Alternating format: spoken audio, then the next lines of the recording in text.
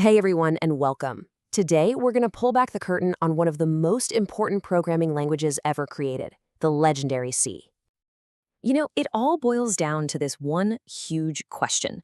We think in words, in logic, in ideas, but a computer, its brain, the processor, only gets on and off signals, ones and zeros. So how in the world do we bridge that gap? How do we translate what's in our heads into something a machine can actually do? Well, that's exactly what we're going to explore. We're going to start with the basics of talking to machines. Then we'll climb what's called the language ladder. After that, we'll dive into the amazing story of C, break down what a C program actually looks like inside, check out its basic building blocks, and finally, see how code becomes action.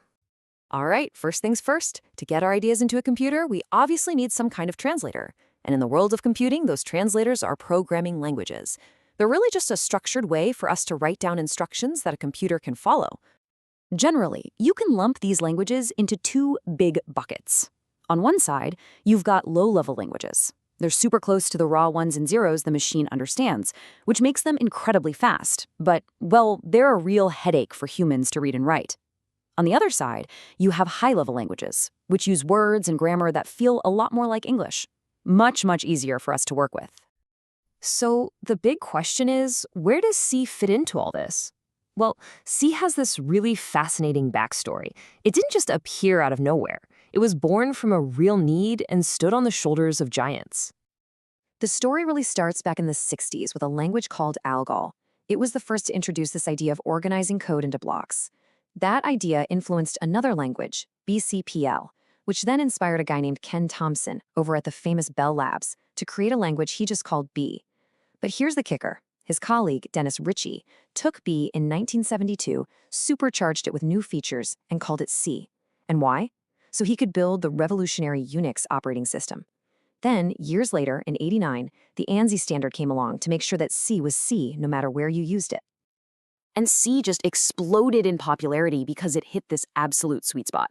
It gave you the raw speed and power of a low-level language, but with the readable, friendly features of a high-level one. It's also super portable, which means you can write code on one machine and run it on a totally different one. It really pushed people to write cleaner, more organized code. All right, history lesson's over. Now for the really fun part. Let's pop the hood and actually look at the anatomy of a C program. What's it made of? How are all the pieces put together? So the most fundamental idea you have to get your head around in C is the function. Just think of a function as a mini program, a self-contained chunk of code that does one specific job. A whole C program is really just a bunch of these functions all working together. Now, out of all those functions, there is one that is the absolute king, the big boss, and it's called main function. Every single C program has to have a main function. It's the front door. It's where the computer starts running your code every single time. No main, no program. It's that simple. And when you look at a whole C file, it's usually laid out in this pretty standard way. You'll have some comments at the top explaining what's going on, a section for linking to code libraries, you might define some constants, declare some variables, and then boom, right in the middle, you've got the heart of it all, the main function. And usually underneath that, you'll have all the other functions that main uses. Okay, so we've seen the big picture structure. Now let's pull out the magnifying glass and zoom way, way in, down to the smallest little bits of the language, the actual words, numbers, and symbols that make everything happen. In C, these little pieces are called tokens. And honestly, the analogy here is just perfect. Think about how a sentence is made of words and punctuation. Well, a C program is made of tokens. It's how the compiler, the translator, actually reads your code by breaking it down into these tiny, individual units. And these tokens come in a few different flavors. You've got keywords. These are special reserved words that C already knows, like int or while. You've got identifiers. Those are the names you make up for things. Then you have constants, which are just fixed values, like the number 5. Strings, which is just text.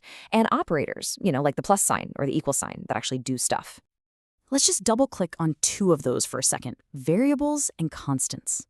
A variable is basically a named storage box. You give it a name, you put some data in it, and you can change what's in that box whenever you want as your program runs.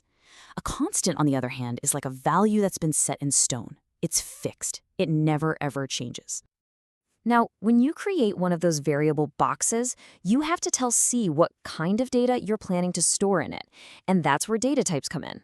The big ones you'll see all the time are int for whole numbers, float and double for numbers with decimals, and char for a single letter or symbol. This is super important because it tells the computer exactly how much memory it needs to save for that variable. So we've written our code. We've used all the right building blocks and grammar, but right now, it's just a text file. It doesn't do anything. So how does it transform into a program that actually runs? This is the final and maybe the most magical part of the whole process. It's really a four-step journey. First, you just write your code. That's the editing part, in a file that ends with .c. Next up is compiling. A special program called a compiler reads your C code and translates it into machine code, something the computer can actually understand. Step 3 is linking. A linker takes that machine code and bundles it up with any other bits of code it needs from libraries to create one single runnable file. And finally, step 4, you execute it. You run the file, and your program comes to life. Phew.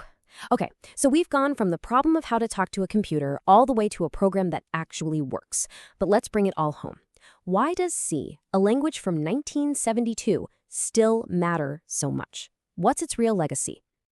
You know, this quote really nails it.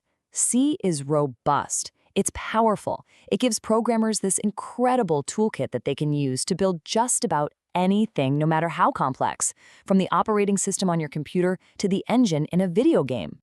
But you know, its greatest legacy might just be its influence. Learning C is kind of like learning the Latin of programming languages. Its DNA, the syntax, the curly braces, the semicolons, the whole way it thinks about code, is everywhere. C++, Java, C#, even Python. They all owe a huge debt to C. So, I'll leave you with this final thought. Just look around you right now. Your phone's operating system, the software on your smart TV, the control system in your car, the servers that are delivering this to you.